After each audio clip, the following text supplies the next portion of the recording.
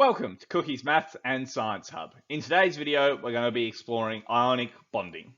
Before we get into some specifics about bonding, let's remind ourselves about valence electrons. Valence electrons, or that is the electrons in the outermost shell of an atom, are essential for bonding.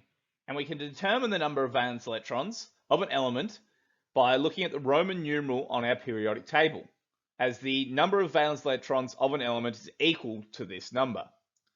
Now, elements want to have a full outer shell. That is the core concept of bonding, whichever type of bonding we're looking at. So keep that in mind as we start to talk about these bonds moving forward. First, we're going to look at ionic bonding. Now, ionic bonding involves the transfer of electrons between atoms. One atom loses electrons to form a positively charged ion, and we call that a cation, while another gains electrons to form a negatively charged ion, and we call that an anion. I suggest you check out our video on ions and isotopes for more information regarding these matters. Metals usually form the cations, while non-metals form anions.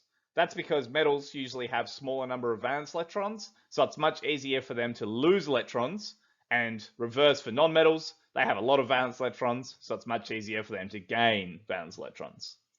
The opposite charged ions, one being positive and negative, then attract one another, creating an electrostatic force that holds the ionic compound together. And you can see that in my diagram on the right. Lithium's got rid of an electron. Now, just to clarify, we're only looking at the valence shells here. So lithium gets rid of an electron, and fluoride gains that electron, or fluorine gains that electron, becoming the lithium plus ion and the fluoride minus ion. The electrostatic forces then bring those together to form our ionic compound.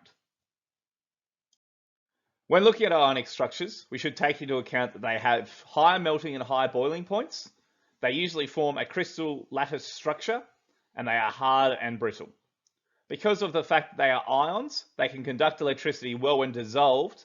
Otherwise, they're actually good insulators, meaning they stop conduction of electricity. And as we stated, they're held together by those electrostatic forces between the positive ions, cations, and the negative ions, anions. When naming these structures, there's 4 simple rules to follow. First, you name the metal by its element name. The metal always comes first in an ionic compound or formula. So in this example here, we've got lithium. Then you name the non-metal its element name, but change its N to ide. So it's lithium chlorine, but we change the chlorine to chloride. In specific cases, some metals, especially those transition metals, have differing oxidation states. We're not going to get too much into what an oxidation state is, but just know that's a different charge, or it makes a different cation when it forms. So you need to make sure you include those in your name as well. Finally, you need to name polyatomic ions, that is compounds that form ions, by their names. In this example, that's carbonate, CO3. Now that might sound like a lot, but on any formula sheet you're given, it should have a good list of these ions and cations, and it's just a matter of matching up those charges to make sure the charge balances out. The charge always needs to equal 0 after you've brought compounds together. So for example, lithium has a +1 charge and chlorine has a +1 charge, therefore, -1 charge, sorry. Therefore, when they come together, that's an overall charge of 0. On the right-hand side here, I've got some different examples. Pause the video now and have a go at naming them, and I'll reveal the answers momentarily. So, for the first one, we have magnesium as our metal, and then we have oxygen, so it becomes oxide. So we have magnesium oxide. Then next, we have potassium is our metal, and we have nitrogen, therefore we have potassium nitride. We don't need to worry about including the 2 in our naming, at least not for ionic bonding.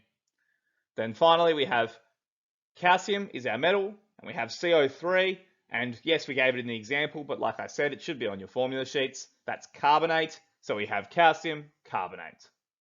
These last 2 here, I've asked you to write the formula for the name. So we have sodium iodide. You should be able to see sodium is obviously our metal, Na, and iodide is iodine, which is I, so NaI, because we can see that their charge is fine, so they easily come across. We then have potassium sulfate. So we should know our potassium is our K. Now sulfate, if you look at your formula sheets, which you should have, you'll see sulfate actually has a charge of 2-, whereas potassium is only 1+.